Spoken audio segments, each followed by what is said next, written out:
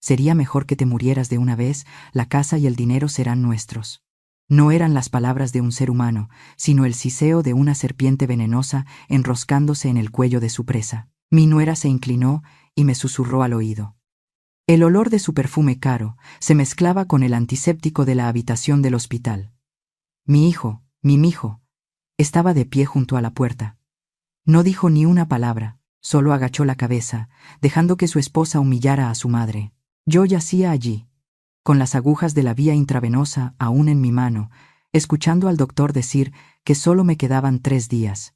Y ellos se regocijaban en secreto. Tan pronto como la puerta de la habitación se cerró, marqué el número de mi ama de llaves.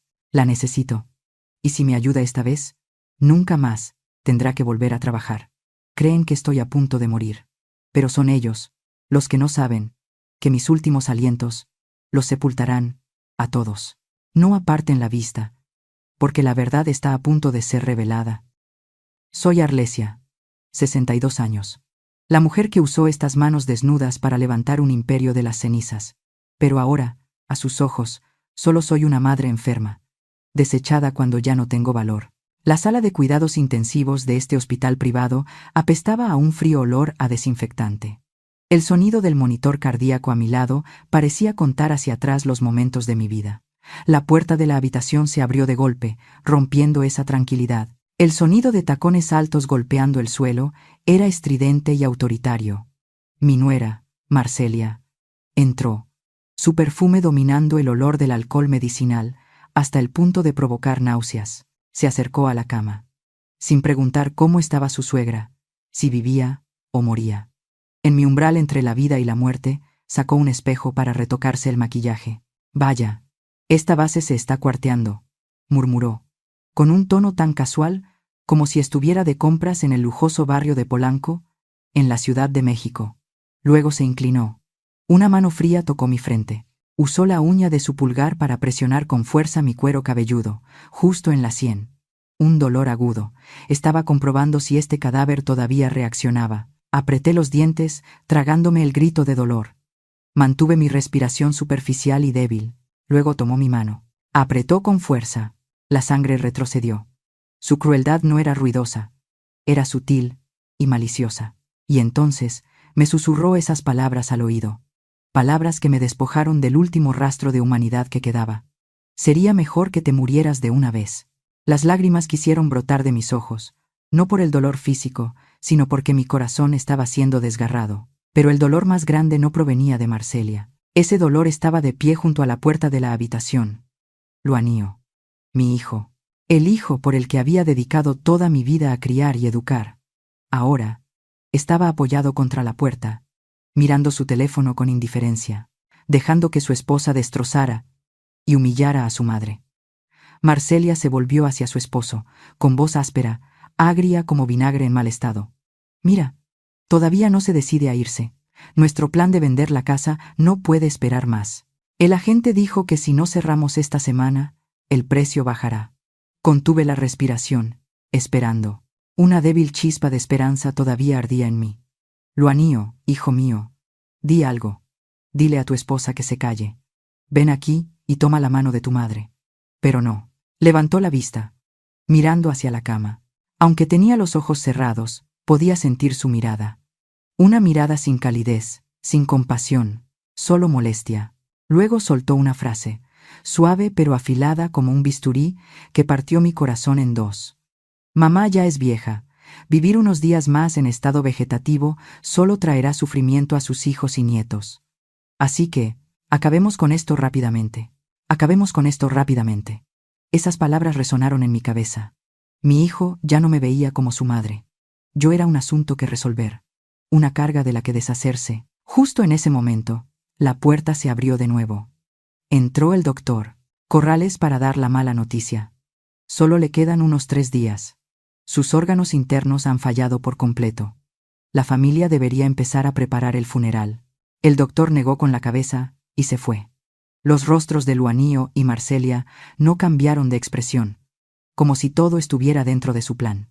La enfermera de turno entró con una nueva bolsa de suero, acercándose para cambiarla. Pero Marcelia la detuvo en la puerta. No hace falta cambiarla. ¿Para qué malgastar medicinas en alguien que está a punto de morir? Déjela en paz. La enfermera se quedó atónita, mirando a Luanio en busca de ayuda. Pero mi hijo seguía con los ojos pegados al teléfono, fingiendo no haber oído nada. La enfermera tuvo que inclinar la cabeza y retroceder, impotente ante el poder del dinero y la crueldad de los familiares. Marcelia se volvió para mirarme una última vez.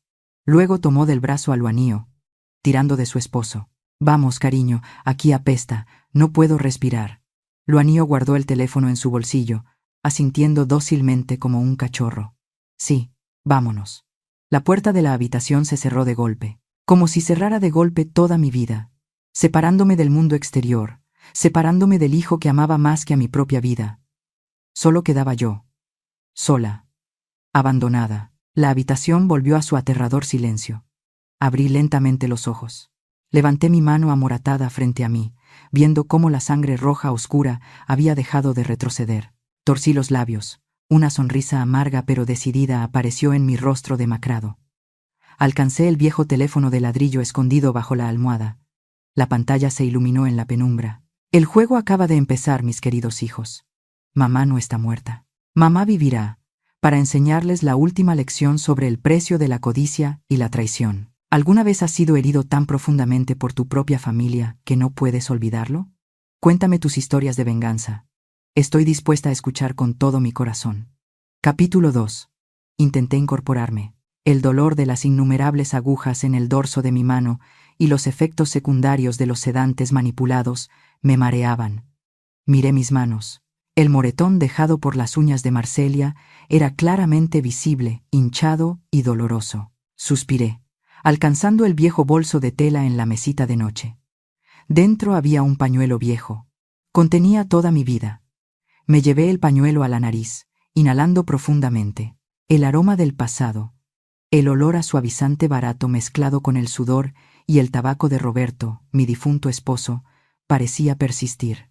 Los recuerdos volvieron, nítidos y dolorosos, como si hubieran sido ayer. Recordé las noches de invierno de hace 15 años, cuando Roberto acababa de fallecer, dejándonos a mi hijo y a mí una casa vacía y una montaña de deudas. Estaba de pie frente al mostrador de la panadería en Soriana, contando una y otra vez las últimas monedas. Por un lado, una bolsa de tortillas para la cena. Por el otro, el libro de inglés nuevo que Luanio había exigido para estar a la par de sus amigos. Elegí el libro. Esa noche, le mentí a mi hijo diciéndole que ya había comido. Me acurruqué en la cocina, vistiendo el viejo abrigo de Roberto, con el estómago rugiendo de hambre, bebiendo agua para pasar la noche, mientras observaba en silencio a mi hijo leer bajo la luz amarilla. No me sentía miserable. Solo sentía esperanza. Toqué la cicatriz en mi dedo, donde una vez una aguja me atravesó durante las noches en que aceptaba trabajos de costura extra. Pero luego, me miré a mí misma en el presente. ¿Dónde estaba yo ahora en el ostentoso cuadro de mi hijo?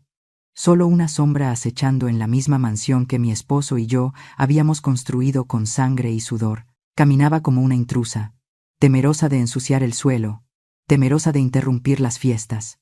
Muebles italianos, cuadros caros, todo era extraño, frío. Me salté el desayuno durante 10 años para pagar su colegiatura en una escuela internacional.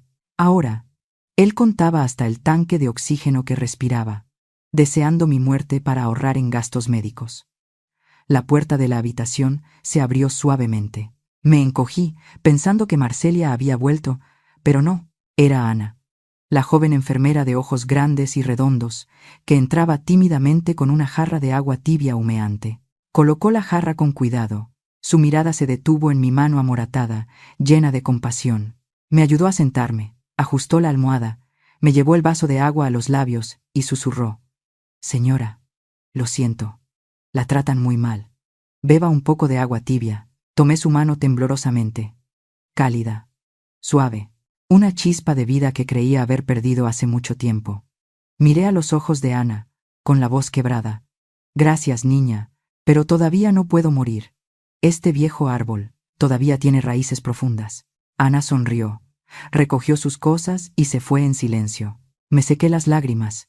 La mirada senil desapareció, reemplazada por la mirada de acero de doña Arlesia, la que una vez dirigió una empresa a través de muchas tormentas. Del fondo de la vieja bolsa de tela, saqué un teléfono Nokia con la pintura descascarada. Lo encendí.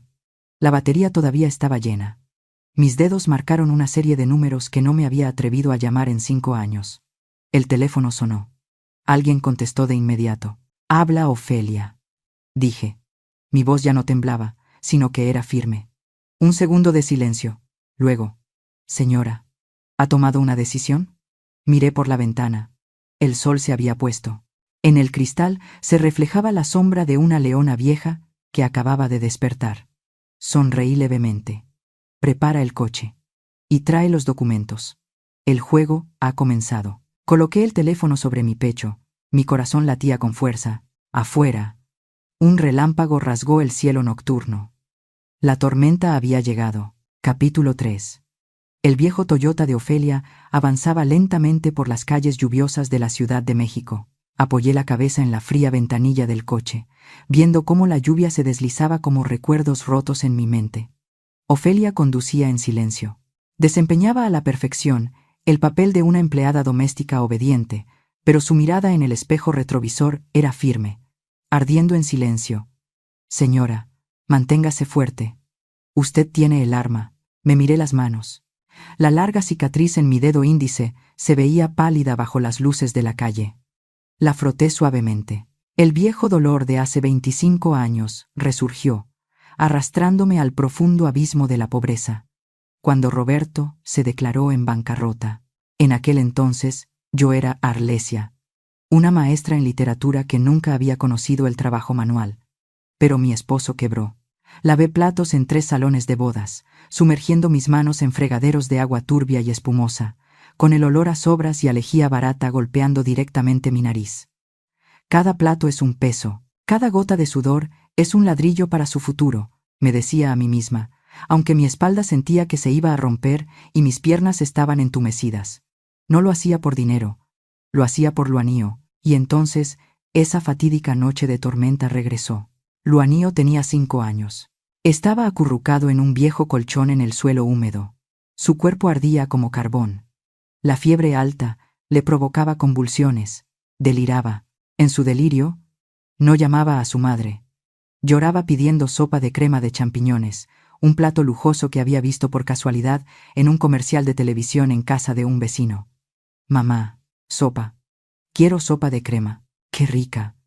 Rebusqué en mi cartera vacía. Solo quedaban unas pocas monedas, suficientes para comprar una tira de pastillas para la fiebre o los ingredientes para la sopa. No podía tener ambos. Miré hacia afuera. Llovía a cántaros. Los relámpagos rasgaban el cielo negro como si estuvieran furiosos con nuestra pobreza. Miré a mi hijo temblando. Y luego a mi dedo anular. El anillo de bodas. Era el recuerdo más sagrado. El testimonio de mi amor con Roberto. Lo único que quedaba de nuestros días dorados. Era delgado, de oro simple. Pero para mí, era el mundo entero. Vendí mi honor como esposa para ganarme mi lugar como madre. Regresé a casa empapada, con medicinas, champiñones y crema fresca en las manos. En la ruinosa cocina, cocinaba la sopa y lloraba. Mis lágrimas caían en la olla hirviendo. Mi memoria volvió a esa tarde gris de hace 5 años. Cuando Roberto agonizaba, la habitación del hospital olía a muerte. Roberto jadeaba, sin hablar de su testamento. Confiaba en que yo me encargaría. Apretó mi mano con fuerza, su mirada ansiosa se dirigió a Luanío en un rincón. Roberto apretó mi mano por última vez. Susurró: «Cariño, lo quiero demasiado. Tengo miedo. Miedo de que traicione a su propia madre». Esa profecía, que una vez consideré un miedo, ahora era una cruda realidad. El coche redujo la velocidad de repente, sacándome de mis recuerdos. Miré por la ventanilla. El portón de hierro se abrió. La casa que había reconstruido con sangre y lágrimas, después de levantar la empresa sola. Y lo que vi fue una escena que sentí como si alguien me hubiera metido la mano en el pecho y me lo hubiera estrujado. Bajo los faros de los camiones estacionados desordenadamente en el patio, estaba Luanío. Mi hijo, vestido con un traje elegante, con un cigarrillo en la mano, daba órdenes a los jardineros. «Tálenlo todo, arranquen las raíces, dense prisa, para que mañana por la mañana podamos echar el concreto». Estaban talando el rosal antiguo. Roberto lo había plantado en nuestro 10º aniversario de bodas, el día que terminamos de pagar nuestras deudas. Solía decir: esta flor tiene espinas, pero es resistente como tú, Arlesia. Ese rosal era su alma, el testigo de nuestros años de pobreza pero llenos de amor. Ahora, Luanio ordenaba que lo talaran. Las ramas de flores rojo oscuro eran cortadas. Los pétalos caían al barro, pisoteados por botas de trabajo. Le oí decir en voz alta al capataz: mi esposa dice que este viejo árbol es un estorbo. Necesitamos el espacio para el estacionamiento del Porsche de sus amigos. Maldito árbol, no tiene ningún valor. Apreté los puños. No más lágrimas. El dolor se había vuelto frío como el acero. Miré los pétalos destrozados, como mi corazón pisoteado durante todos estos años. Miré la cicatriz en mi mano, y lo que más me dolió fue: le di alas, para que esas mismas alas se volvieran y le picotearan los ojos a quien lo crió. Miré a través del cristal del coche, con los ojos fríos como cenizas. Ya no había calor de madre, solo vacío. Roberto, tenías razón. Lamento no haberte escuchado. He vaciado mi vida regando un árbol venenoso, pensando que era amor. Resultó ser veneno. Ofelia me miró, esperando órdenes. En sus ojos se reflejaban los faros, afilados como un bisturí. Me ajusté el cuello, cubriendo la vieja cicatriz. Ahora debo talar ese árbol con mis propias manos, antes de que nos mate al resto de nosotros. Toqué suavemente la mampara. Ofelia, aparca justo delante de la puerta. Enciende las luces más brillantes. La dueña de la casa ha vuelto. Capítulo 4. Ofelia me ayudó a entrar al comedor. La habitación, una vez acogedora, ahora se había transformado en un escenario grotesco. Marcelia ya estaba sentada allí, y en el sagrado lugar a la cabeza de la mesa, que antes solo ocupaba Roberto, ahora estaba don Heriberto, el padre de mi nuera, con una copa de vino tinto caro en la mano, fumando un puro. Al verme entrar, Heriberto no tuvo la intención de levantarse a saludar con la mínima cortesía de un caballero. Solo me miró de reojo, inclinando la cabeza hacia mí, con las comisuras de los labios levantadas para revelar unos dientes amarillentos por el tabaco. Vaya, vaya, la consuegra ha vuelto. Qué resistente. Mi hija me dijo que el doctor le había dado días contados. ¿Por qué no se queda a descansar en el almacén o en el cuarto de servicio para que se recupere? ¿Para qué venir aquí? A contagiar enfermedades. Y mala suerte a los jóvenes. Su saludo fue como un escupitajo en mi cara. Me quedé paralizada, aferrándome al brazo de Ofelia para no caer. Luanio estaba sentado junto a su suegro. Tenía la cara metida en un filete a término medio, cortando la carne bruscamente con cuchillo y tenedor. No levantó la vista en absoluto. No le preguntó a su madre ni una palabra. Estaba más ocupado haciendo el papel de un buen yerno que el de un hijo devoto. Marcelia tamborileó sus largas y afiladas uñas en la mesa de cristal, haciendo una seña a Juana, la joven y torpe sirvienta que estaba de pie tímidamente en un rincón. Juana, sírvele la comida a la antigua señora. ¿Qué haces ahí parada? Juana trajo temblorosamente una bandeja de comida, pero en lugar de la vajilla de porcelana Bon China con borde dorado que todos usaban, me arrojaron un cuenco de plástico de un pálido color azul y una delgada y barata cuchara de acero inoxidable, el tipo de vajilla que se usa para los sirvientes o para dar de comer a los perros y gatos. El cuenco de plástico giró sobre la resbaladiza mesa y se detuvo justo delante de mí. Dentro había un líquido acuoso con algunos trozos de verduras marchitas. Eran las sobras frías de la sopa de ayer. Miré el cuenco, y luego levanté la vista. Marcelia bebía vino. Sus ojos delineados me miraban con desprecio. «No me mires así, mamá», sonrió con desdén. «Te tiemblan las manos. Te doy un cuenco de plástico para que no se rompa. La porcelana de esta casa es importada de Italia. Si la dejas caer, ni con un mes de tus medicinas podrías pagarla». Esto no era preocupación. Era su manera de despojarme de mi dignidad frente a los demás. Apreté los labios, tragando saliva. De acuerdo, si quería que interpretara el papel de una anciana inútil, lo haría. Me senté en la dura silla de madera, alejada de ellos como una apestada. Dejé que mis manos temblaran a propósito, golpeando la cuchara contra el cuenco de plástico. Tomé una cucharada de la sopa fría.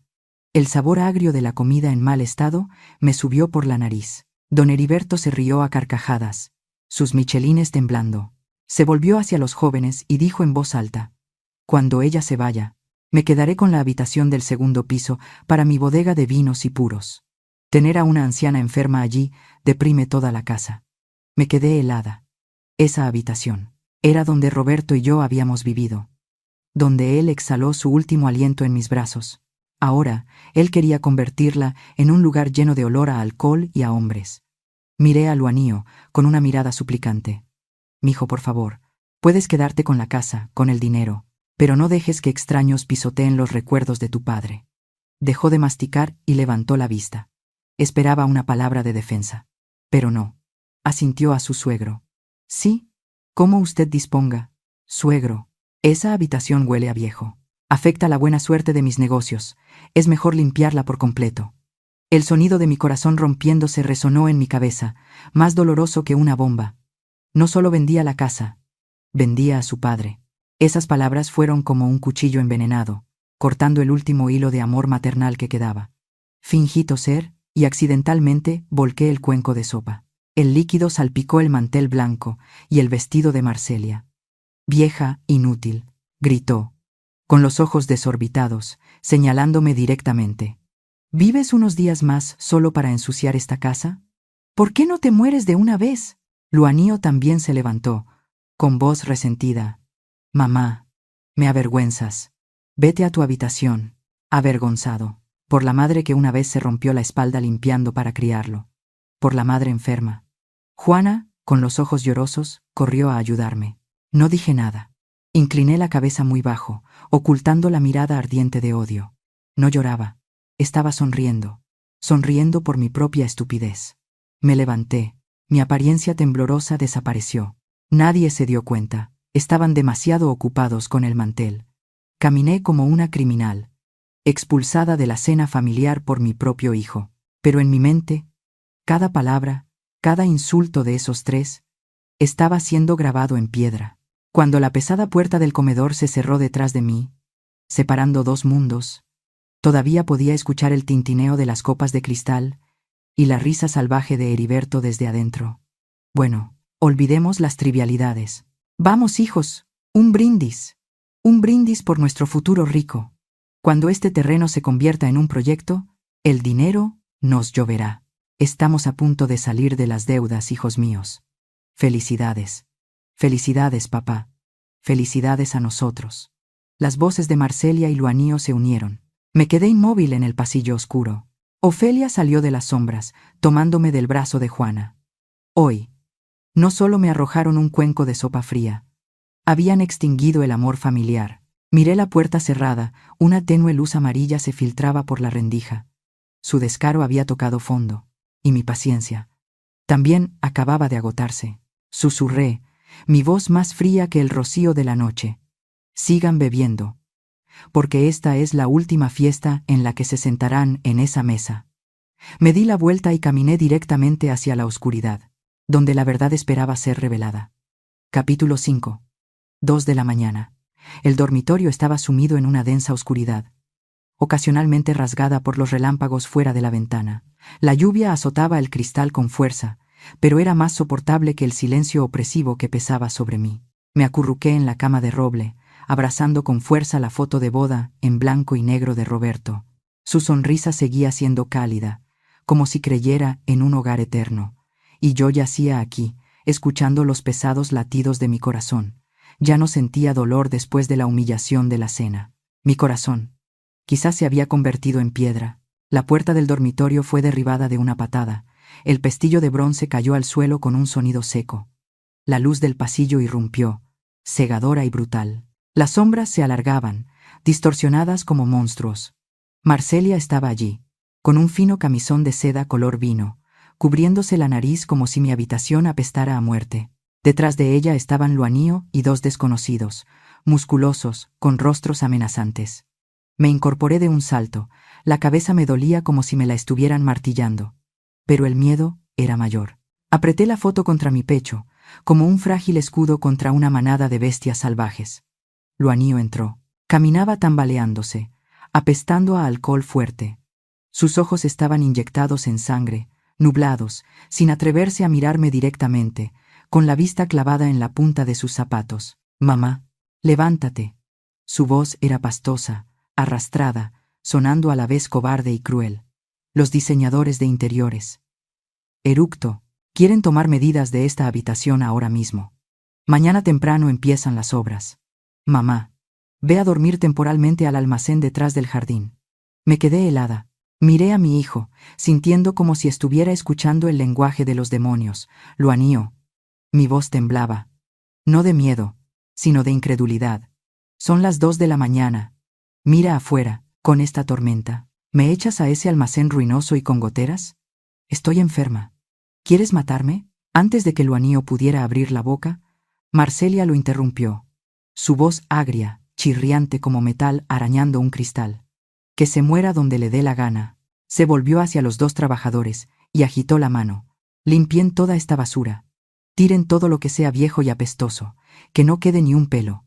Sí, señora. Se lanzaron como bestias. Mi ropa fue arrojada al suelo. La Biblia, las medicinas, los recuerdos, todo fue arrojado a sacos. El sonido de cosas rompiéndose resonó con estrépito. Estaban limpiando mi vida como si fuera basura. Uno de los hombres se acercó y me arrebató el marco de fotos que abrazaba. «Démelo, vieja». «No, no lo hagan», grité, tratando de aferrarme a él. «Pueden llevarse todo, pero no toquen a mi esposo. No toquen a Roberto. Suéltelo». El hombre tiró con fuerza. Caí al suelo de madera. El marco de fotos se me escapó de las manos. Marcelia se acercó. Le arrebató el marco de las manos al trabajador. Sostuvo la foto de Roberto, contemplando el rostro amable de mi esposo con absoluto desprecio, y luego sonrió con malicia. «Este viejo no descansa en paz. Sigue rondando esta casa. Pues bien, lo enviaré de viaje de una vez por todas». Y entonces, ante mis ojos horrorizados, levantó el marco y lo arrojó con todas sus fuerzas contra el suelo de mármol. El sonido del cristal rompiéndose fue seco, agudo, rasgando la noche y mi alma. Ese sonido resonó, rebotando en las 4 paredes, más doloroso que el de un hueso roto. La foto de Roberto yacía en el suelo, fragmentos de cristal esparcidos por todas partes. Una larga y afilada grieta atravesaba el rostro de mi esposo, partiendo su sonrisa en 2 mitades distorsionadas. «¡Roberto!», grité, lanzándome al suelo, sin importarme que los cristales rotos me cortaran las manos y las rodillas. La sangre goteaba sobre el frío suelo de piedra, pero no sentía dolor. El dolor en mi corazón había consumido todas las demás sensaciones. Abracé la foto destrozada, la sangre tiñendo de rojo la sonrisa de Roberto, y luego levanté la vista hacia Luanío, esperando un atisbo de conciencia, un recuerdo de su padre, pero mi hijo solo se quedó allí, mirando a su madre arrodillada sobre un montón de cristales rotos. Esquivó un trozo de cristal con la punta de su zapato, y luego dijo fríamente: «Ya basta, mamá, es solo una foto. Vete rápido y no molestes, no hagas que mi esposa se sienta incómoda. Vete rápido y no molestes». Marcelia rió victoriosamente, su risa tintineante como una campana fúnebre. Se cruzó de brazos y añadió el golpe final. «¿Ves? Incluso tu hijo está harto de ti. Eres el cáncer de esta casa, Arlesia. Hay que extirparlo para poder vivir». En ese momento, algo dentro de mí se hizo añicos. No mi corazón, sino el último vínculo que me unía a la humanidad de una madre. Se rompió. Extrañamente, después de esa rotura invisible, vino un silencio absoluto. Mis lágrimas dejaron de fluir de repente. Los temblores desaparecieron. Mi respiración, que había sido agitada, se ralentizó, profunda y regular, como la de un depredador acechando en la oscuridad. Me levanté lentamente. No necesité ayuda. La sangre de mis manos seguía goteando en el suelo, creando un largo rastro carmesí. Pero no lo miré. No miré a Marcelia. Ella no lo merecía. Miré directamente a los ojos de Luanío. Ya no era la mirada de una madre amable. Era un abismo helado. No miraba a mi hijo, sino a un extraño que llevaba la sangre de mi esposo, un error que yo había criado. Luanío se estremeció y retrocedió. Sintió que algo terrible acababa de cambiar. Hablé, mi voz profunda y fría. «De acuerdo. Me iré». Caminé hacia la puerta, pisando los fragmentos de cristal. Al pasar a su lado, sin mirarlo, solté una frase. «Recuerda bien esta noche, Luanío. Acabas de cerrar tu última puerta. Dios puede perdonar. Pero esta mujer, no. Salí al pasillo oscuro, sin equipaje, sin abrigo, solo con la foto ensangrentada de Roberto, apretada contra mi pecho. La tormenta me golpeó de lleno, pero no me estremecí. La puerta de la mansión se cerró de golpe. El clac sonó como una ejecución. La madre llamada Arlesia había muerto en ese suelo de cristales rotos. Y la que caminaba ahora era alguien que ya no conocía la palabra perdón. Capítulo 6:4 de la mañana. La oscuridad en el almacén era densa, con olor a humedad y excrementos de rata. El sonido de los ratones correteando por las vigas sonaba como la risa burlona de los demonios. Pero, extrañamente, me sentía en calma. Este lugar estaba más limpio que esa sofocante mansión. Me senté en un catre de bambú con una pata rota. Bajo la tenue luz de una lámpara de aceite, me miré las manos. La sangre seca se había oscurecido alrededor de los fragmentos de cristal de la foto de Roberto. No lloré. Mis conductos lagrimales parecían haberse cortado junto con mi amor maternal. En el momento en que Luanio me echó, me rasgué un trozo del camisón. Vendé la herida, apretando el nudo con los dientes. Un dolor agudo me recorrió la espalda, pero me mantuvo despierta. Me recordó: todavía estoy viva. Y mientras doña Arlesia respiré, la guerra continúa. La madre sumisa murió en la lluvia de anoche. Esta mañana, en este almacén, la mujer que una vez estuvo detrás del imperio Nájera ha resurgido. Me agaché, metí la mano bajo el catre y toqué una vieja caja de hierro oxidada. Como yo a sus ojos. La saqué. Aparté unas viejas tenazas y busqué el pequeño pestillo camuflado debajo. El compartimento secreto se abrió. Sobre un terciopelo rojo estaban las cosas que había escondido durante 5 años. Desde que Roberto murió. Un teléfono satelital negro brillante, del tipo que usa el ejército, y un manojo de llaves de bronce negro, heladas. Tomé el teléfono. Era pesado, sólido, en contraste con mi frágil destino. Esperaba guardar este secreto hasta el final de mis días. Esperaba que Luanio madurara, para poder entregárselo todo como una madre. Pero no me dieron la oportunidad de ser madre. Me obligaron a ser juez. Encendí el teléfono y le envié un mensaje a Ofelia. Ven de inmediato. Almacén número 4. Trae el expediente Fénix. Guardé el teléfono y me senté inmóvil como una estatua, mirando la llama de la lámpara de aceite. Soy una tormenta, esperando lanzar su último rayo. Menos de 5 minutos después, la puerta del almacén chirrió suavemente y se abrió. Ofelia entró sigilosamente.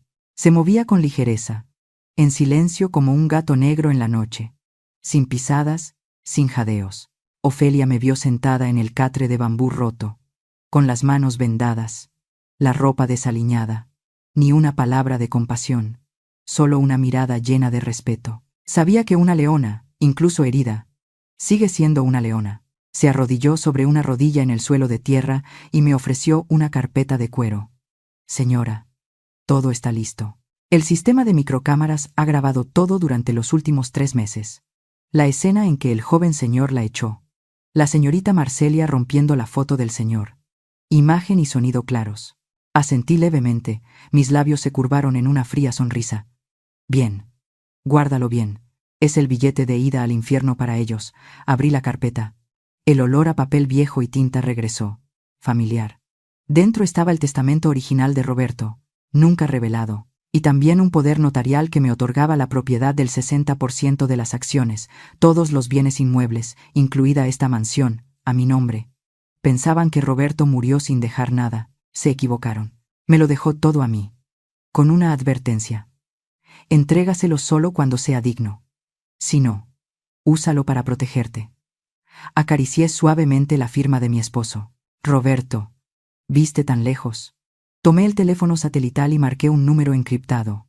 Al otro lado de la línea contestaron de inmediato. La voz del abogado Orlacio, un viejo y leal amigo, el hombre más poderoso de la Ciudad de México. Sonó preocupada. ¿Doña Arlesia? Llamando a esta hora. ¿Pasa algo? Oh, ¿ha llegado el momento? Me acerqué a la ventana del almacén. A través del cristal polvoriento, la luz del candelabro de la mansión principal brillaba intensamente. La música y las risas de la fiesta de Marcelia llegaban hasta aquí. Estaban celebrando, brindando sobre mi dolor. Respiré hondo. Mi voz se volvió afilada como un bisturí, cortando cualquier debilidad restante. Orlasio. Activa la cláusula. La caída. Inmediatamente. Hubo un segundo de silencio al otro lado. Luego la voz de Orlasio se volvió seria. ¿Estás segura, Arlesia? Una vez activada, Luanio lo perderá todo. Estoy segura, respondí sin dudar. Quiero que todos los activos, cuentas, acciones, todo lo que esté a mi nombre, y al de Roberto que ellos están usando, sea congelado en 48 horas. Ni un solo centavo. Contacta a los bancos, a los tribunales, a los socios. Córtales todas las fuentes de vida. Miré la llama de la lámpara de aceite ardiendo intensamente, y continué. Pensaban que era una vieja oveja esperando morir. Pero las ovejas no cazan, yo sí. Es hora de enseñarles el precio de la traición. Quiero que sepan lo que es ser despojado, lo que es pasar frío y hambre, como yo sufrí para criarlos. ¿Entendido, doña Arlesia? La voz de Orlasio sonó llena de respeto. Mañana por la mañana, la orden de congelación entrará en vigor, y prepararé la demanda. Gracias, viejo amigo. Colgué y arrojé el teléfono sobre el catre. Me volví hacia Ofelia y le entregué la carpeta. Guarda esto en tu caja fuerte secreta. Que nadie lo sepa. Luego miré directamente a los ojos de Ofelia, y le di una orden. Ofelia, mañana por la mañana, entra sigilosamente en el cuarto de almacenamiento y tráeme el traje negro hecho a medida del señor, el que usó cuando firmó ese gran contrato. Ajústalo a mi medida. Ofelia se sorprendió. ¿Piensa usted? Así es. Levanté la cabeza, mirando hacia la mansión. Es hora de sacar la basura de mi casa. No moriré con este camisón andrajoso. Mañana, cuando entre allí, verán a doña Arlesia, la verdadera dueña. La lluvia había cesado, el cielo era de un gris plomizo. El viento temprano y helado se colaba por las rendijas de la puerta, pero no sentía frío. Mi sangre hervía. Estaba de pie en medio del miserable almacén. Mi sombra se proyectaba larga en la pared de madera, grande, imponente como un monumento. Ahora, el verdadero juego comienza. Y esta vez, Arlesia escribirá las reglas. ¿Alguna vez has tenido que enfrentarte a tus propios familiares? Deja un comentario contando las historias de venganza que has presenciado o vivido. Tal vez, tu historia inspire el próximo video. Capítulo 7:7 de la noche. La mansión Nájera, que alguna vez fue un lugar pacífico y solemne, ahora se tambaleaba con el sonido del jazz y las risas ruidosas. Me paré detrás de la cortina, mirando la sala de estar. La luz del candelabro de cristal se reflejaba en las brillantes copas de champán, brillando en los collares de diamantes de los falsos invitados de la alta sociedad. El olor a perfume, alcohol fuerte y dinero se mezclaba, denso. Marcelia destacaba entre la multitud, como una mancha de sangre roja sobre un fondo blanco y negro. Con un vestido rojo con la espalda descubierta, levantando su copa de vino, sonriendo a hombres de vientre abultado. Una sonrisa amplia, una mirada fría y calculadora. Estaba disfrutando su papel de anfitriona, un papel que había costado la vida de su suegra. Don Heriberto, el suegro de mi hijo, estaba en el estrado donde Roberto solía dar discursos. Damas y caballeros, levantemos nuestras copas para brindar por mi querido yerno. A partir de hoy, el proyecto del resort de 5 estrellas en este terreno dorado comienza oficialmente. Esta casa vieja y anticuada será demolida la próxima semana para dar paso a la prosperidad. Toda la sala aplaudió estruendosamente. Se escucharon: «Bravo, maravilloso». A sus ojos, la casa que contenía toda mi vida era solo un montón de escombros que había que limpiar. Miré a Luanio. Mi hijo sonreía forzadamente, jugueteando con su copa de vino. Sus ojos miraban furtivamente hacia la escalera, luego hacia la ventana, donde la oscuridad envolvía el jardín. Quizás en su oscuro corazón todavía temía que el fantasma de su madre a punto de morir volviera para reclamar su vida. O quizás temía que yo no estuviera completamente muerta, que arrastrara mi cuerpo decrépito hasta aquí y lo avergonzara. Asintió. Su voz resonó a través del micrófono, temblorosa pero llena de traición. Sí, padre, damas y caballeros, el pasado debe descansar para que el futuro pueda crecer. Nosotros estamos muy agradecidos por su apoyo. El pasado debe descansar. Esa frase fue como el último martillazo que selló el ataúd del amor maternal. Cerré los ojos. Respiré hondo. Cuando los abrí, toda la debilidad en mí se había desvanecido. En mis ojos ahora solo había la frialdad del acero. Llevaba el traje negro de Roberto, ajustado por Ofelia, mi cabello plateado recogido en un moño alto, sujeto con un broche de fénix de esmeralda, un símbolo de poder que había escondido durante 20 años. Ya no era una viuda. Esta noche, yo era la cabeza de la familia. Le hice una seña al guardaespaldas. La pesada puerta de madera de caoba de la entrada principal, reservada solo para los dueños de la casa, se abrió lentamente. No se entreabrió, se abrió de par en par. Una ráfaga de viento nocturno y helado entró en el gran salón, tan fuerte que hizo que el candelabro de cristal del techo se balanceara violentamente, creando un tintineo de advertencia. Las velas de las mesas se apagaron. La música de jazz se detuvo. Las risas se acallaron como si alguien hubiera desconectado la corriente. Todas las miradas se dirigieron a la puerta principal. Entré. El sonido de mis tacones de cuero golpeando el suelo de mármol. Toc, toc, toc. Lento, firme, resonando como los pasos de la muerte viniendo a pasar lista. No incliné la cabeza. Mi mirada afilada recorrió toda la habitación. La multitud atónita se apartó como las aguas ante el bastón de Moisés. Me paré en medio de la habitación, frente al escenario. Marcelia se quedó helada. La copa de vino se inclinó y se derramó en el suelo. Pero rápidamente recuperó su descaro. Se acercó, con el rostro contorsionado por la ira y el desprecio. ¿Qué demonios es esto? Vieja loca. ¿Quién te dejó entrar? Y encima vestida con ropa de hombre y un broche barato. Se volvió hacia la multitud, sonriendo con desdén. La antigua sirvienta de mi casa, que se cree la dueña. ¡Qué vergüenza! Luego gritó: ¡Seguridad! ¡Sáquenla de aquí! Luanio corrió hacia mí, con el rostro pálido como un papel. Al ver el traje que llevaba, el de su padre, sus piernas temblaron. «Mamá, vuelve al almacén. Mamá, te lo ruego». No lo miré. Ahora era solo una mota de polvo. Mi mirada pasó de largo y se detuvo en don Heriberto. El puro se le había caído de la boca sin que se diera cuenta. Seguí caminando.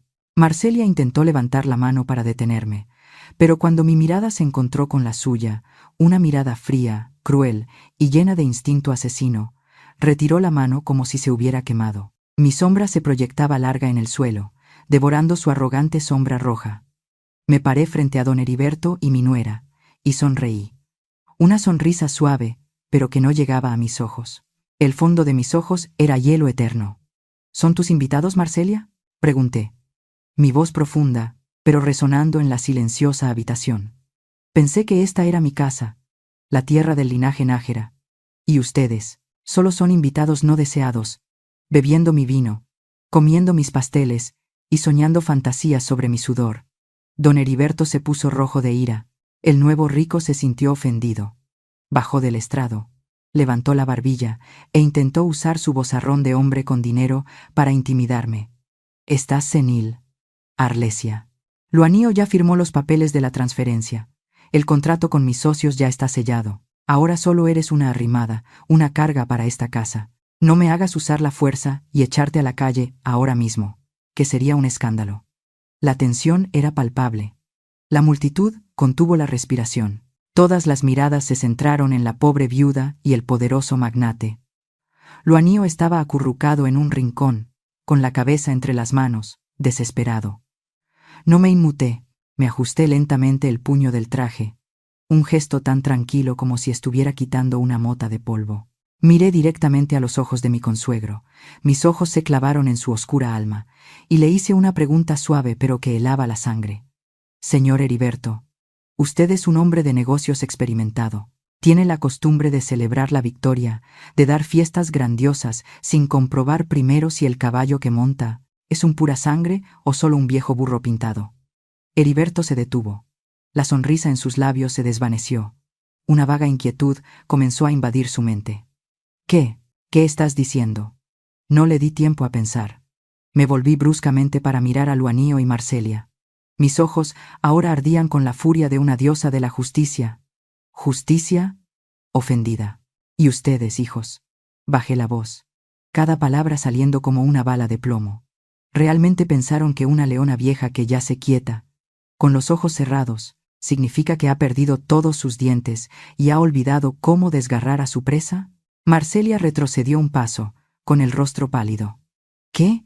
¿Qué vas a hacer? No tienes nada. Solo eres una vieja a punto de morir.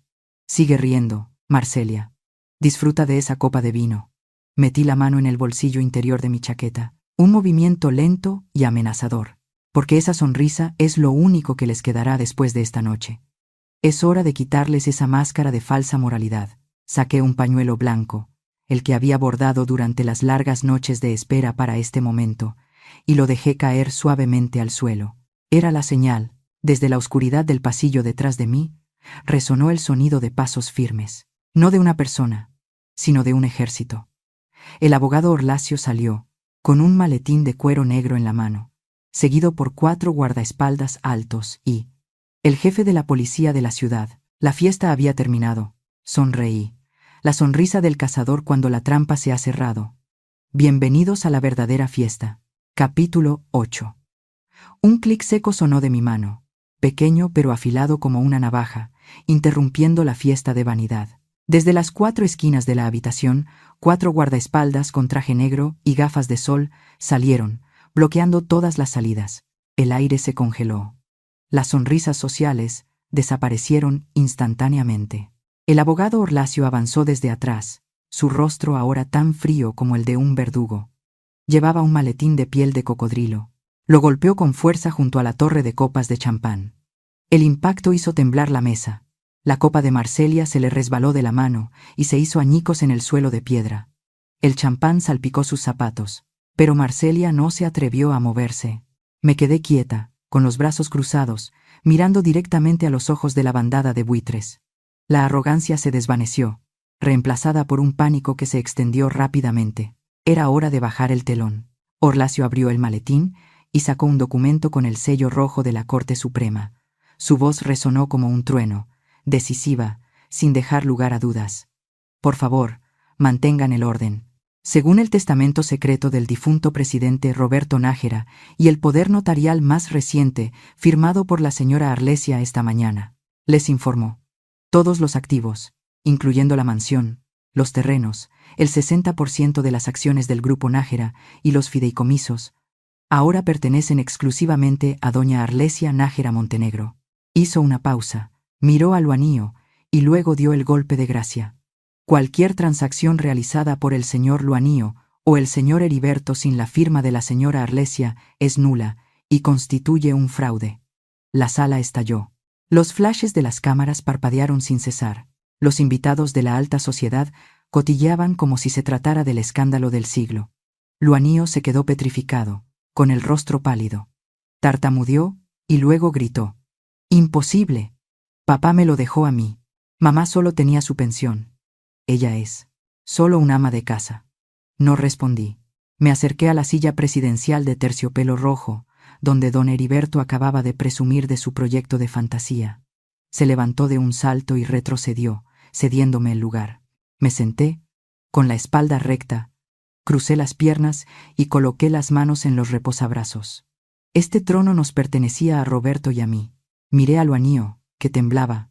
En mis ojos ya no había amor maternal, solo desprecio. «Tu padre te dejó una oportunidad de ser un hombre», dije fríamente. «Y tú mismo la desechaste cuando escuchaste a tu esposa y echaste a tu madre a un cobertizo en una noche de lluvia».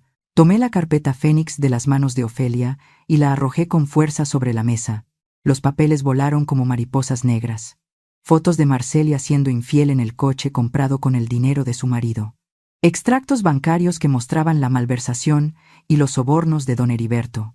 Y finalmente, un USB que grabó la voz de Luanio. ¿Cómo podemos hacer que esa vieja muera más rápido? La multitud de invitados se arremolinó para ver las fotos esparcidas por el suelo. Los murmullos se elevaron como un enjambre de abejas. Esos murmullos eran como agujas clavándose en su piel. Marcelia se lanzó hacia adelante como una bestia herida, intentando agarrar los papeles para hacerlos trizas. «¡Malditos! ¡No miren! Les prohíbo mirar». Pero antes de que pudiera tocar el borde de la mesa, mis 2 guardaespaldas la detuvieron, empujándola y haciéndola caer al suelo lleno de cristales rotos y vino. Marcelia me miró desde el suelo, con el pelo revuelto, el maquillaje corrido haciendo que su hermoso rostro pareciera grotesco. Gritó en un ataque de locura, señalándome directamente. «Estafadora. Nos engañaste, se suponía que estabas muriendo. El doctor Corrales dijo que solo te quedaban 3 días. ¿Por qué sigues sentada aquí? ¿Por qué no estás muerta?» Me eché a reír. Mi risa resonó por todo el gran salón, ahogando la música y los murmullos. No era una risa de alegría, sino una risa de suprema ironía. «¿3 días?» repetí, mi voz afilada como una navaja. Sí, 3 días fue el plazo que les di. No el plazo para que yo muriera, sino el plazo para que ustedes se arrepintieran. Esperé un plato de sopa caliente, una palabra de consuelo, un poco de conciencia, pero, lamentablemente, usaron esos 3 días para cavar su propia tumba. Bajé del estrado, me acerqué a Marcelia, me incliné hacia su oído, y dije lo suficientemente alto para que toda la sala escuchara. ¿Creen que soy la víctima? No. Yo soy la que escribe las leyes de esta casa. Y mis leyes son muy simples. Quien traiciona a su benefactor, quien es cruel con sus padres, no merece tener un techo sobre su cabeza. Don Heriberto se desplomó en una silla, con el rostro ceniciento. Comprendió que el proyecto del resort era la última apuesta de su vida. La tierra seguía siendo mía. Lo habían perdido todo. ¿Consuegro? Sonreí con desdén. Cuando me llamó vieja arrimada, se acordó de esas 2 palabras. Me volví hacia Luanío. Mi hijo ya estaba de rodillas, con el traje sucio. Lloraba. Lágrimas tardías. Mamá. Se arrastró de rodillas hacia mí, intentando abrazar mis piernas. Me equivoqué. Ellos me manipularon. Perdóname, mamá. Soy tu mijo. Retrocedí un paso, alejándome de su mano sucia. No me toques, grité. Pueden quitarme mi dinero, pueden quitarme mi bondad, pero nunca tendrán el derecho de tocar mi dignidad. Y hoy la reclamo toda.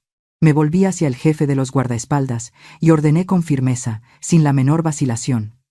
Échenlos de mi casa. Inmediatamente. Pero, ¿mis cosas? Balbuceó Luanío. No, lo interrumpí.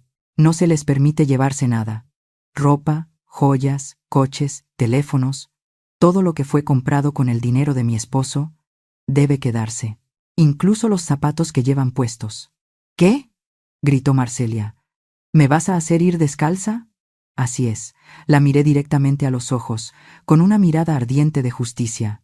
Entraste a mi casa con las manos vacías, así que te irás de la misma manera. Deja que tus pies descalzos sientan la frialdad del suelo, para que recuerdes cómo fuiste cuidada y cómo lo pisoteaste.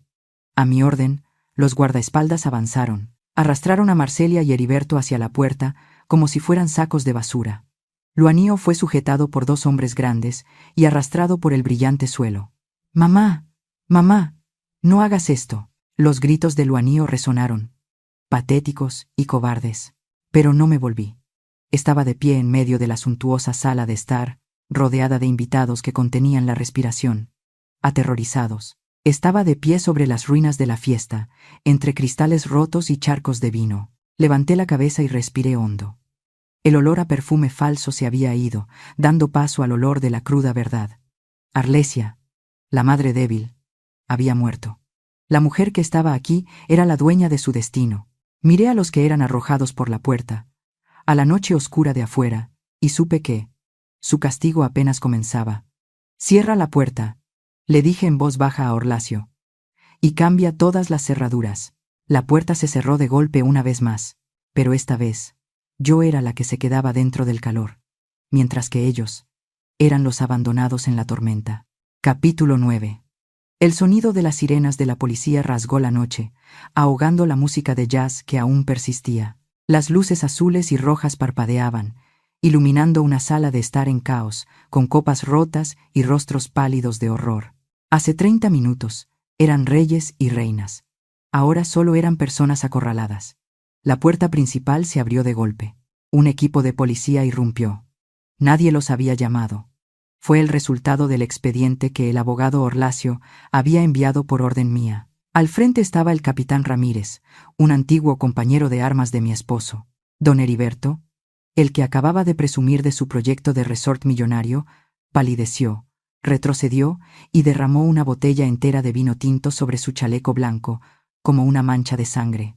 Suéltenme. ¿Qué están haciendo? Esto es un error. Soy don Heriberto. Soy un socio estratégico de la ciudad. ¿Saben a quién conozco? El capitán Ramírez lo empujó bruscamente por el hombro, haciéndolo tambalearse hacia la puerta. Claro que lo sé. Usted es Heriberto Santos, principal sospechoso en un caso de lavado de dinero transnacional y fraude contra ciudadanos que hemos estado investigando durante 2 años. Solo nos faltaban pruebas. Y hoy, Ramírez se volvió y me saludó con un respetuoso asentimiento de cabeza. Gracias, doña Arlesia, por proporcionar valientemente la pieza final del rompecabezas. Su esposo en el cielo estaría muy orgulloso. Asentí levemente en respuesta. Mi mirada seguía helada mientras observaba a Marcelia. Mi nuera, en un ataque de pánico, intentaba recoger lo que quedaba. Se abalanzó sobre la mesa del banquete, metiendo temblorosamente collares de diamantes, relojes e incluso cucharas de plata en su bolso Hermès. Actuaba como una ladrona de poca monta, habiendo perdido toda su elegancia habitual. Pero Ofelia fue más rápida. La criada, normalmente taciturna, ahora era veloz como un rayo, agarrando la correa del bolso y tirando de ella con decisión. «¡Suéltame!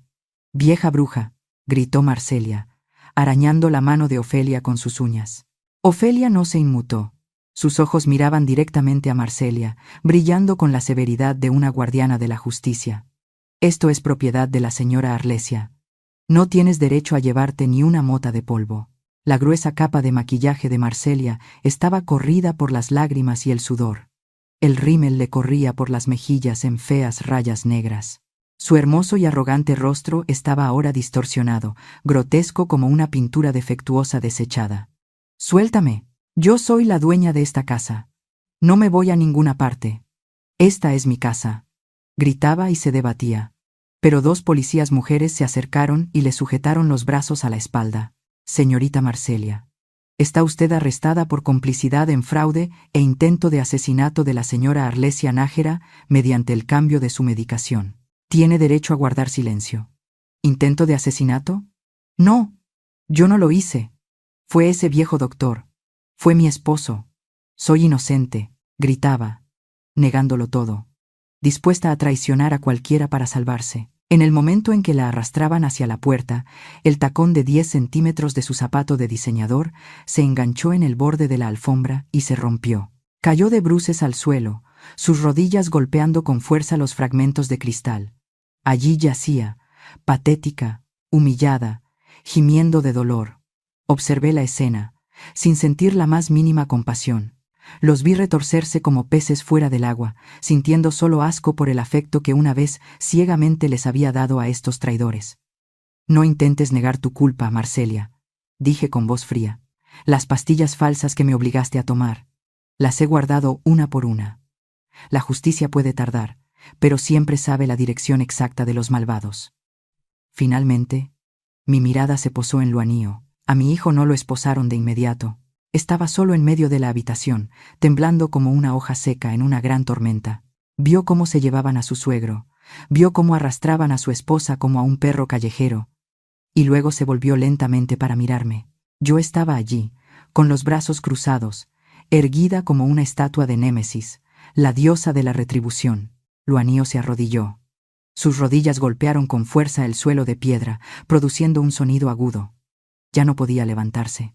Se arrastró hacia mí sobre sus manos y rodillas, con la cara cubierta de lágrimas y mocos. Se arrastró hasta mis pies, extendiendo sus manos sudorosas y sucias para agarrar el dobladillo de mis limpios pantalones de traje.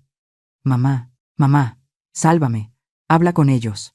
Soy inocente. Ellos me engañaron. No sabía nada». Retrocedí un paso, decididamente, con asco. Ese acto de retroceder fue como trazar una línea permanente y cruel que separaba 2 mundos. El mundo de una mujer con dignidad y el mundo de un cobarde. No permitiría que esas manos sucias me tocaran. «Mamá, soy tu único hijo, tu pequeño mijo. ¿Cómo puedes verme en la calle?».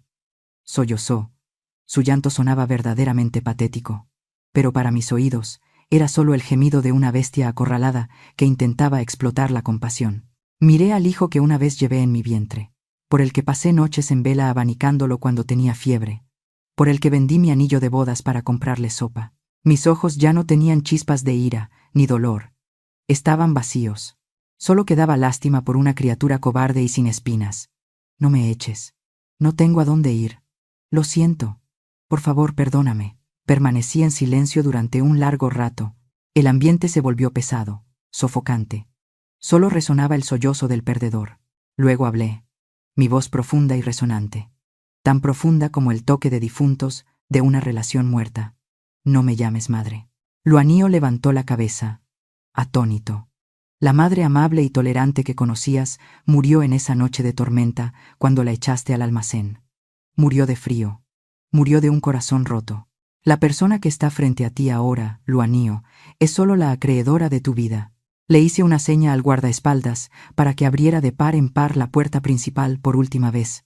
El viento frío de afuera entró con fuerza, llevándose los trozos de papel esparcidos por el suelo, como si quisiera barrer toda la basura de la casa. Señalé la puerta, donde la oscuridad total envolvía todo. Mi voz tan firme como una sentencia de cadena perpetua. Fuera de mi casa. Inmediatamente. Mamá, dije que te fueras. Grité, con los ojos en llamas. Usa esas manos sanas, las manos que crié con tanto esfuerzo, para trabajar y pagar tu deuda con la vida. Ve y aprende a ser un hombre. No vuelvas nunca aquí. No dejes que tu sombra oscurezca mi umbral hasta que aprendas a mantenerte erguido como un ser humano con dignidad. Luanio agachó la cabeza. Los sollozos se ahogaron en su garganta. Comprendió que todas las súplicas eran ahora inútiles. Se levantó tambaleándose, su cuerpo se balanceaba como si no tuviera alma. No se atrevió a mirarme por última vez. Salió por la puerta a trompicones. Su espalda delgada y patética fue rápidamente engullida por la oscuridad, mezclándose con el sonido de las sirenas de la policía que se alejaban. La puerta se cerró. El silencio regresó a la mansión, pero esta vez no era el silencio de la soledad o la muerte, era el silencio de la paz, de la purificación. Estaba de pie en medio de la sala de estar vacía. Respiré hondo. El aire era tan fresco, el olor a falsedad, el olor a perfume barato, el olor a traición, habían desaparecido. Me volví hacia Ofelia y el abogado Orlacio, los fieles que habían permanecido en silencio a mi lado. Sonreí con alivio, la primera sonrisa que realmente llegaba a mis ojos después de tantos días de tormenta. Ofelia, dije suavemente, limpia a fondo donde estuvieron, que no quede ni una mancha. Quiero que mañana al despertar, esta casa huela a lavanda, a limpieza y a libertad, no a traición. Levanté la vista hacia el retrato de mi esposo colgado en la pared, el nuevo retrato que había colgado al entrar. Ya está, Roberto. He limpiado todo. Nuestra casa. Es nuestra casa de nuevo. Capítulo 10. Solo han pasado 14 días, pero siento que he vivido otra vida. Estoy sentada en una silla de mimbre en el porche, dejando que el sol de la mañana de México caiga sobre mis hombros. El aire después de la tormenta es extrañamente fresco. Respiro hondo. No más olor a desinfectante. No más perfume barato. No más sabor amargo de la injusticia. Solo el olor a tierra húmeda, a hierba recién cortada y el aroma del té de manzanilla humeante sobre la mesa. El olor de la libertad, el olor de una casa purificada. Miro el libro en mi regazo, pero mi mente flota con las nubes blancas. Hoy llevo un sencillo vestido blanco, con el pelo recogido en un moño. Los moretones y cortes han cicatrizado. Ya no duelen, al igual que mi corazón, que aún tiene cicatrices, pero ha aprendido a latir en paz. Unos pasos suaves interrumpen mis pensamientos. Ana sale por la puerta de cristal, llevando un jarrón de cristal lleno de rosas de terciopelo rojo oscuro, aún cubiertas de rocío. Ana, la joven enfermera que una vez me dio agua a escondidas en el hospital, la única que se atrevió a llorar por una anciana desconocida, ahora se ha convertido en mi enfermera privada y nueva ama de llaves. Lleva un delantal limpio. Su sonrisa es tan clara y cálida como el sol de la mañana. Señora, mire. Ana coloca el jarrón en la mesa de té. Sus ojos brillan de alegría. Las rosas de este año están preciosas. Estas flores fueron cortadas del rosal antiguo del jardín. Su vitalidad es increíble.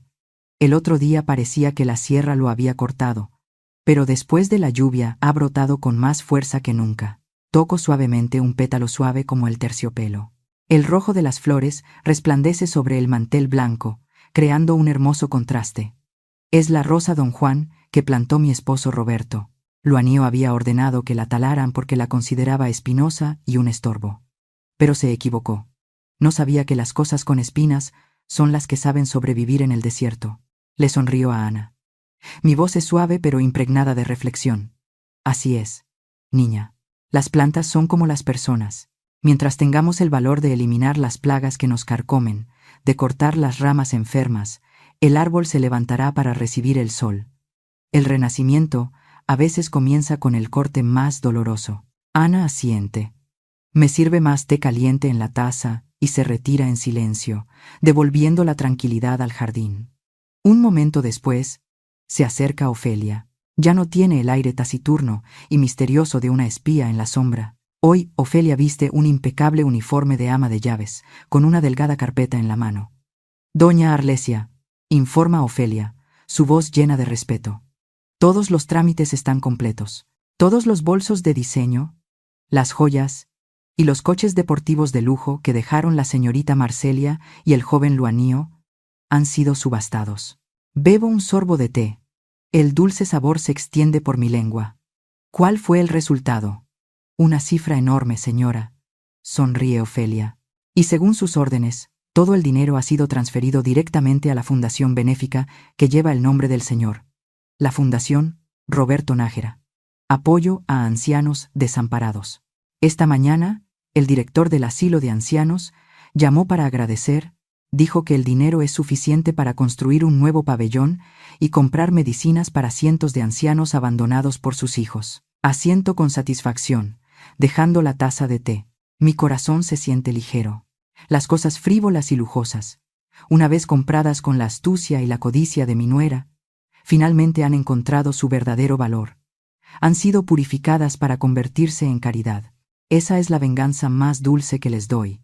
Transformar su despilfarro en una bendición para otros. Gracias, Ofelia. Has hecho un gran trabajo. Ofelia hace una reverencia y se retira. Solo quedo yo con el jardín bañado por el sol. Alcanzo el marco de fotos de Roberto sobre la mesa. La foto en blanco y negro tiene un nuevo cristal, en un marco de roble simple pero resistente. En la foto, Roberto todavía me mira con esa sonrisa amable y tolerante. Acaricio el rostro de mi esposo a través del cristal, susurrando como si hablara con mi compañero de vida que todavía está sentado a mi lado. Roberto, ¿ves? Nuestra casa está limpia de nuevo. He barrido toda la suciedad, devolviendo la dignidad al nombre Nájera que tanto te costó construir. El viento susurra entre las hojas del viejo roble, como si Roberto respondiera en un susurro. No lloro. Ya no me siento sola. Armando, he mantenido firme nuestra casa. No he dejado que se convierta en una guarida de demonios. Pero lo más importante, después de esta tormenta, también he aprendido a amarme a mí misma por encima de todo. Me he dado cuenta de que la mujer más digna de lástima no es la que no tiene hijos que la cuiden, sino la que se pierde a sí misma para buscar la aprobación de los demás. Me levanto y camino hacia el centro del césped verde. Levanto la cara al cielo, cerrando los ojos. El cálido sol me envuelve como un abrazo invisible. Siento que estoy renaciendo. Ya no soy la madre invisible, la sombra silenciosa en la cocina. Soy Arlesia, la dueña de este jardín, la dueña de mi destino. Abro los ojos y miro directamente a la cámara, como si estuviera viendo las almas de millones de personas que siguen mi historia. Mi mirada es amable pero firme, conteniendo la fuerza de alguien que ha atravesado la tormenta y ha regresado a salvo. Queridos amigos, digo, mi voz profunda y resonante en el espacio silencioso. La gente suele decir que los ancianos son débiles, vulnerables, como una vela al viento, pero olvidan que los árboles centenarios son los que tienen las raíces más profundas en la tierra. Las tormentas pueden arrancar algunas hojas, romper algunas ramas secas, pero no pueden derribar las raíces de la autoestima. Camino lentamente hacia un grupo de cactus en flor en un rincón del jardín. Durante toda mi vida, pensé que el sacrificio era la virtud más noble de una madre. Lo di todo, sin guardar nada para mí, pero me equivoqué. Arranco una flor de cactus y la sostengo contra el sol. El amor ciego no genera gratitud, genera ingratos. La tolerancia ilimitada no crea hijos devotos, crea tiranos en tu propia casa. Recuerden, El corazón de una madre es un océano inmenso, pero incluso el océano necesita una orilla. Sin el dique de la dignidad para contenerlo, ese amor se convierte en una inundación que lo ahoga todo. Pienso en Luanío, el hijo que eché de casa. ¿Duele? Claro que duele, pero es un dolor necesario para crecer. A los hijos que están perdidos por ahí, y también a mi hijo. Digo, mi voz se suaviza pero sin melodrama. Te perdono, no porque merezcas el perdón, sino porque yo merezco la paz. Pero recuerda, perdonar no significa volver a como eran las cosas antes. La puerta de mi casa siempre está abierta para recibir el sol, pero estará firmemente cerrada para los pies que no han aprendido a caminar derechos. Vuelvo a la mesa de té, levanto mi taza y observo el fino humo que se eleva hacia el cielo. El dinero se puede perder, las casas se pueden derrumbar, la fama puede ser tan efímera como el humo, pero la dignidad es lo único que nos ayuda a mantener la cabeza alta, incluso cuando caminamos descalzos en una tormenta. Es la joya más preciosa de una persona. Nunca se la quiten. Y nunca entreguen el poder de decidir sobre ella a otros, incluso si son sus seres más queridos. Sonrío, una sonrisa radiante de plenitud. Si la historia de esta Arlesia les ayuda a reconocer su propio valor, a atreverse a levantarse y limpiar la casa de su alma, ese es el mayor legado que dejo. Suscríbanse al canal para que juntos podamos compartir lecciones sobre el renacimiento y el orgullo. La justicia puede tardar, pero créanme, siempre es tan brillante y cálida como este sol mexicano. La historia que acaban de escuchar ha sido modificada en nombres y escenarios para proteger la privacidad de los involucrados. No la contamos para culpar a nadie, sino para plantear una pregunta muy real. ¿Cuántas madres están sufriendo en silencio en sus propias casas? Si fueras tú, ¿elegirías el silencio para mantener la paz o te atreverías a enfrentarlo todo para recuperar tu voz y tu dignidad? Si esta historia te ha conmovido, comparte tus pensamientos en los comentarios. Y si quieres seguir escuchando historias como esta, sigue el canal. Quizás la próxima historia llegue justo cuando más la necesites. Gracias por quedarte hasta este momento.